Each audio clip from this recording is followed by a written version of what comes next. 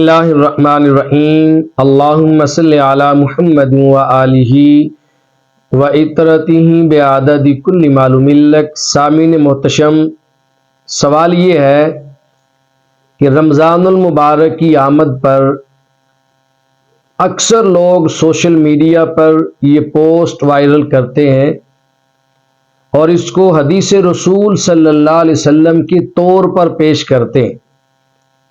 Post پہ لکھا ہوتا ہے کہ حضور صلی اللہ علیہ وسلم نے فرمایا، جس بندے نے سب سے پہلے رمضان المبارک کی آمد کی خبر سنائی اس بندے پر جنت واجب ہے۔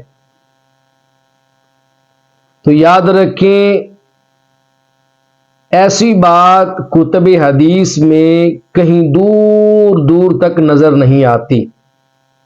حضور علیہ الصلوۃ والسلام کا ایسا کوئی فرمان نہیں ہے، بلکہ میرے آقا صلی اللہ علیہ وسلم کا فرمان عالی شان تو اس کے برخلاف ہے۔ صحیح بخاری کی روایت میں ہے اور کتب حدیث میں یہ روایت موجود ہے، میرے آقا صلی اللہ علیہ وآلہ وسلم نے فرمایا، من کذب علی متعمدا فلیتبوأ مقعدہ من النار۔ جس شخص نے میری جانب جان بوجھ کے جھوٹ منسوب کیا، چاہیے کہ وہ بندہ اپنا ٹھکانہ دوزخ میں بنا لے۔ اس طرح کی پوسٹیں بنا کر سوشل میڈیا پہ شیئر کرنا، یہ حضور علیہ الصلوۃ والسلام کی جانب جھوٹ کو منسوب کرنا ہے۔ جس بندے نے ایسی پوسٹ بنائی اسے حدیث پاک کا معاذ اللہ درجہ دیا اور جنت کی بشارت واجب ہونے کی بات کی۔ حدیث رسول صلی اللہ علیہ وآلہ وسلم کی روشنی میں وہ بندہ دوزخی ہے۔ اسے توبہ کرنی ہوگی، اسے رجوع کرنا ہوگا، پکے اور سچے دل سے توبہ کرے کہ دوبارہ کبھی بھی ایسی بات جس کا مجھے علم نہ ہو، بغیر کسی صحیح مستند عالم سے جانے بغیر ایسی بات کو کبھی بھی اپنی طرف سے سوشل میڈیا پر بھی شیئر نہیں کروں گا اور کسی کے سامنے بھی نہیں رکھوں گا۔ حقیقت میں بات یہ ہے کہ ہمارے ہاں اب لوگوں کے پاس دینی مسائل سیکھنے کے لیے، دین کی طرف آنے کے لیے ٹائم نہیں ہے۔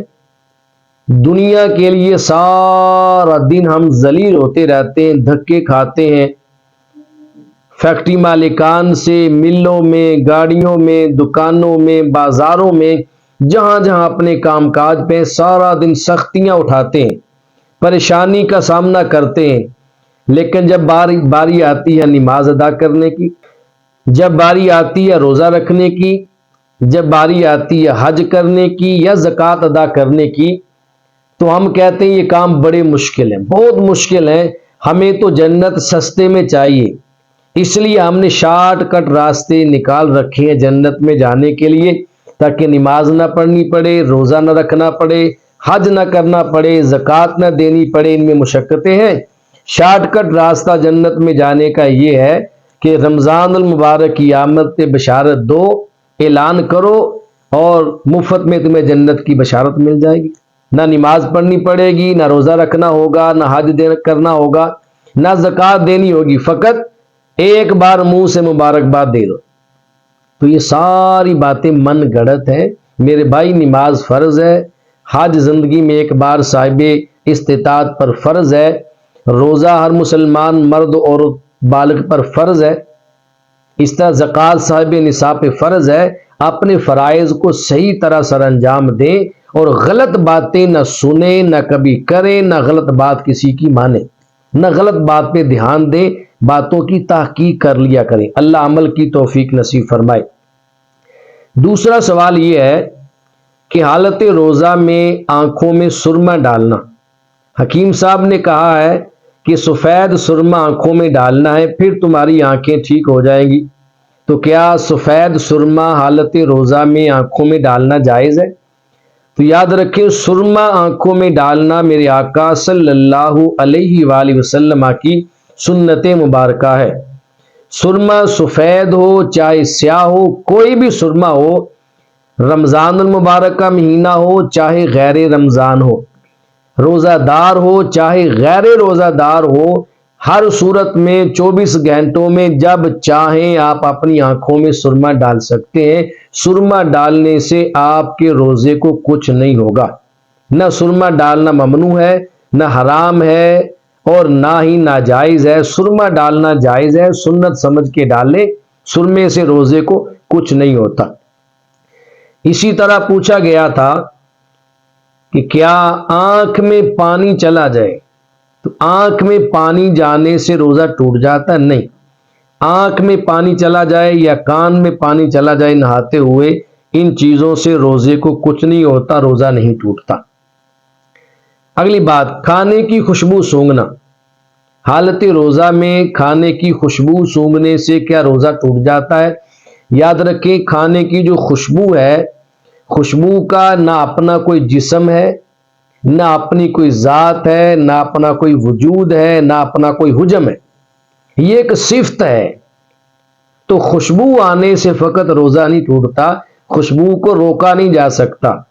ہم کہیں سے گزر رہے ہیں، کھانا بنا ہے، کوئی اور چیز ہے، خوشبو خود بخود آ جاتی ہے، اس سے روزہ نہیں ٹوٹتا ہے۔ ہاں، اگر کوئی بندہ کھانے کی خوشبو خود سونگھتا ہے، کھانے کے قریب اپنی ناک لے جاتا ہے اور قریب جا کر سونگھتا ہے، اس کی خوشبو لیتا ہے، اور بھاپ کی صورت میں اس کی خوشبو جو ہے ناک سے گزرتے ہوئے حلق تک چلی جاتی ہے، تو اس صورت میں کچھ کہا جا سکتا ہے روزے کے بارے میں، وگرنہ بصورت دیگر روزہ قائم ہے، روزے کو کچھ نہیں ہوتا۔ حالت روزہ کے اندر مسواک کرنا، ٹوتھ پیسٹ کرنا، اس کا حکم کیا ہے؟ تو یاد رکھیں، حالت روزہ میں ٹوتھ پیسٹ کرنا، اگر ہم پاؤڈر لے کے انگلی کے ساتھ بھی دانت صاف کریں، اس صورت کے اندر بھی ذرات حلق تک جائیں گے، ذائقہ جائے گا۔ ٹوتھ پیسٹ استعمال کریں، اس صورت کے اندر بھی حلق میں ذرات اور اس کا ذائقہ چلا جائے گا، تو ان چیزوں سے آپ کا روزہ ٹوٹ جائے گا۔ حالت روزہ میں پاؤڈر کے ساتھ دانت صاف کرنا یا پیسٹ استعمال کرنا، ان چیزوں سے پرہیز اور گریز کرنا چاہیے اور بچنا چاہیے تاکہ ہمارا روزہ بچا رہے۔ حالت روزہ میں آپ مسواک کر سکتے ہیں۔ مسواک کے بارے میں بھی بعض لوگوں نے یہ بات مشہور کی ہے کہ زوال سے پہلے مسواک کریں، زوال کے بعد نہ کریں۔ نہیں، ایسی بات نہیں۔ حالت روزہ میں مسواک آپ جب چاہیں کریں، پورا دن جب چاہیں کریں، دن میں کریں چاہے رات میں کریں، مسواک سے آپ کے روزے کو کوئی نقصان نہیں ہوگا، اور نہ کہیں کسی مقام پر حدیث پاک میں کہیں بھی ایسا لفظ موجود نہیں ہے کہ حضور نے مسواک کرنے سے حالت روزہ میں منع فرمایا ہو۔ حالت روزہ میں مسواک کرنا جائز ہے، آپ کر سکتے ہیں، نہ ممنوع ہے، نہ ناجائز ہے، نہ حرام ہے۔ ہاں، اس بات کا لحاظ رکھیں، مسواک جب حالت روزہ میں کریں تو مسواک کو پہلے ہم دھوتے ہیں، پانی سے تر کرتے ہیں۔ جب پانی سے تر کریں، دھوئیں، تو اس دھوئی ہوئی تر کی ہوئی مسواک کو ایک پانی کو نچوڑ لیں تاکہ پانی اس سے نکل جائے، مسواک خشک ہو جائے۔ اب خشک مسواک کو اپنے دانتوں پہ پھیریں، وہ آپ کے لعاب کے ساتھ تر ہو جائے گی۔ مسواک خشک مسواک ہے، تر ہو جائے گی۔ خشک مسواک کے ساتھ دانت صاف کریں، صفائی بھی حاصل ہو جائے گی، حضور علیہ الصلوۃ والسلام کی سنت مبارکہ بھی پوری ہو جائے گی، اور آپ کے روزے کو بھی کوئی نقصان نہیں ہوگا۔ یہ چند شرعی مسائل تھے۔ اللہ تبارک و تعالی ہمیں صحیح معنوں میں ماہ مقدس کے روزے نبھانے کی اور ماہ مقدس کے روزے رکھنے کی اور ان کے مسائل کو سمجھنے کی، آگے پھیلانے کی، پہنچانے کی اور خود بھی عمل پیرا ہونے کی توفیق اور سعادت نصیب فرمائے۔